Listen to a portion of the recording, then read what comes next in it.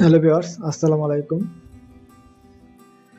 Pay স্কেলে বেতন বাড়ছে 90%, বেশি লাভ মধ্যম চাকরিজীবীদের।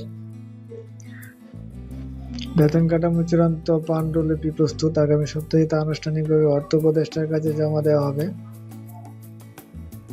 দীর্ঘদিনের অপেক্ষার অবসান ঘটতে যাচ্ছে সরকারি চাকরিজীবীদের। বহুল আলোচিত নবম জাতীয় বেতন স্কেল বাস্তবায়নের চূড়ান্ত ধাপে পৌঁছেছে সরকার। জাতীয় বেতন কমিশনের সুপারিশ অনুযায়ী গ্রেড কাঠামো অপরিবর্তিত রেখে সরকারি কর্মকর্তা-কর্মচারীদের মূল বেতন গ্রেড ভেদে সর্বোচ্চ প্রায় 90% পর্যন্ত বাড়তে পারে, যা সবচেয়ে বেশি সুফল পাবে নিম্ন ও মধ্যম আয়ের চাকরিজীবীরা। কমিশন সূত্র দৈনিক আমাদের বার্তাকে জানায়, বেতন কাঠামোর চূড়ান্ত পাণ্ডুলিপি প্রস্তুত, আগামী সপ্তাহে তা আনুষ্ঠানিকভাবে অর্থ উপদেষ্টার কাছে জমা দেওয়া হবে।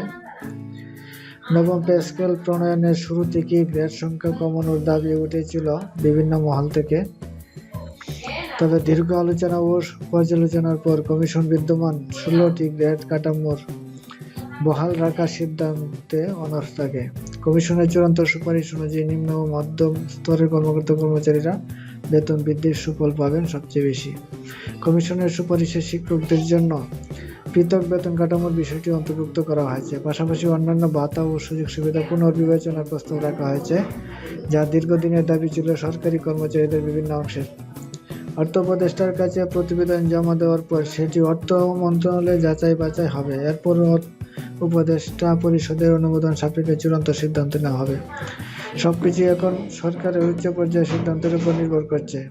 নতুন পে স্কেল অনুমোদিত হলে কয়েক দশকের মধ্যে সরকারি চাকরিজীবীরা সবচেয়ে বড় বেতন কাঠামোগত পরিবর্তনের সুফল পাবে।